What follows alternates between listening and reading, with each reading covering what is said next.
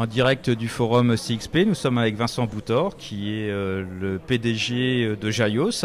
Jalios est un éditeur de solutions intranet, de portail collaboratif. Alors, quelle est l'actualité autour de Jalios à l'occasion de ce forum CXP? Alors, une actualité tout à fait récente, c'est la nomination d'un Customer Success Manager chez Jalios. L'objectif, c'est celui de l'open innovation, c'est-à-dire d'innover avec nos clients en étant à leur écoute. Et donc, pas simplement par le biais des outils où on récolte les suggestions d'évolution qui nous reviennent par le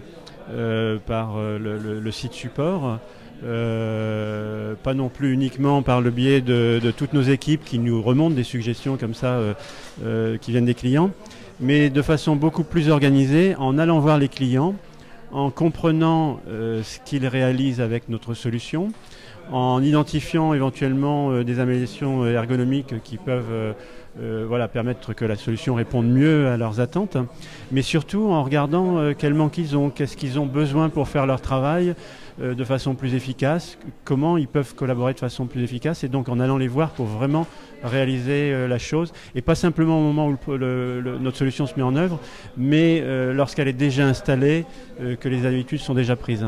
Donc c'est vraiment pour vous une volonté d'accompagner les clients dans l'exploitation de vos solutions? Tout à fait. Alors on les accompagne, on a un club utilisateur, une réunion annuelle, on a aussi dans ce club utilisateur des ateliers pas tout à fait mensuels où on regroupe 15, maximum 20 clients qui vont pouvoir discuter entre eux des questions qui se posent, de leurs bonnes pratiques, mais aussi des problèmes qu'ils rencontrent.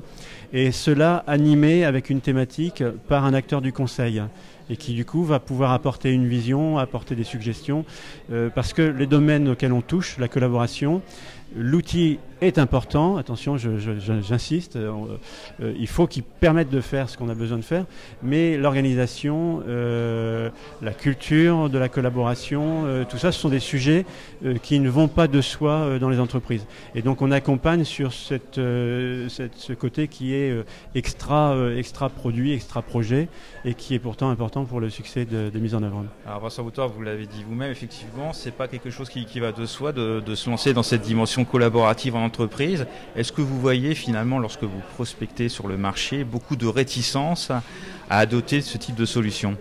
Alors, non, généralement on ne voit pas la réticence, on voit des gens qui ont l'appétit, par exemple, de mettre en place des dimensions réseau social d'entreprise, ou bien qui veulent rénover leur gestion documentaire pour qu'elle soit davantage collaborative.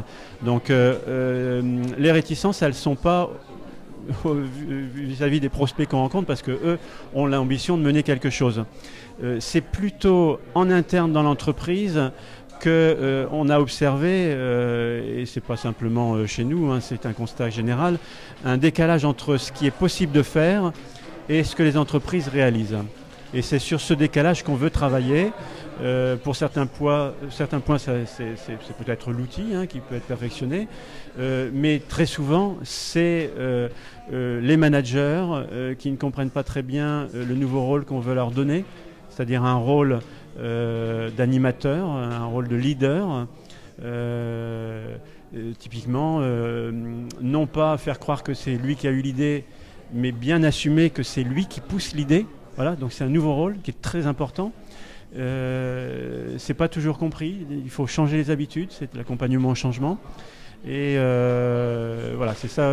Alors nous, on reste dans notre rôle d'éditeur, donc on s'intéresse à cela et on s'intéresse à ce que nos clients mettent en place ce qu'il faut, mais on s'y intéresse exclusivement sous l'angle ensuite de l'éditeur. Et lorsque vous allez rencontrer les clients, finalement, vous avez quel interlocuteur devant vous? Est-ce que c'est plutôt le PDG de l'entreprise? Est-ce que c'est plutôt des responsables de direction bien spécifiques?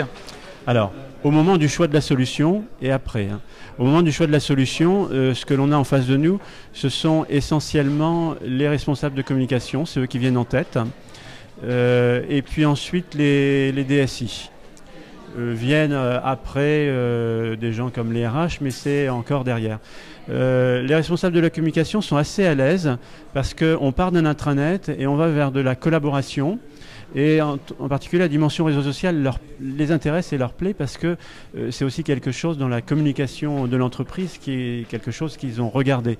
Et donc de se dire qu'ils vont le mettre en place à l'intérieur de l'entreprise, ils se disent c'est bon, j'ai compris, on y va. Donc voilà les interlocuteurs. Ce qu'on constate ensuite, c'est que pour la mise en œuvre, soit les responsables de la communication restent un peu seuls, et à ce moment-là, ils ont énormément de mal, parce qu'ils découvrent un petit peu la difficulté qu'il y a à faire pousser en interne quelque chose. Ça marche mieux lorsqu'il y a le couple qui se crée avec la DSI. La DSI, il peut y avoir, je dirais, le meilleur et le pire, hein, c'est-à-dire celle qui s'intéresse qu'au côté technique, et là, généralement, c'est pas là qu'on trouve les meilleures mises en œuvre. Et après, celle qui s'intéresse au côté fonctionnel et qui sait dialoguer avec les métiers. Et là, on trouve parmi les meilleurs résultats. Ouais, et c'est à partir de là où les directions d'entreprise commencent à prendre, à faire attention à ce type de solution. C'est quand elles sont impliquées par la DSI, même si on est parti de la communication initialement. Vincent Boutor, merci beaucoup pour cette interview.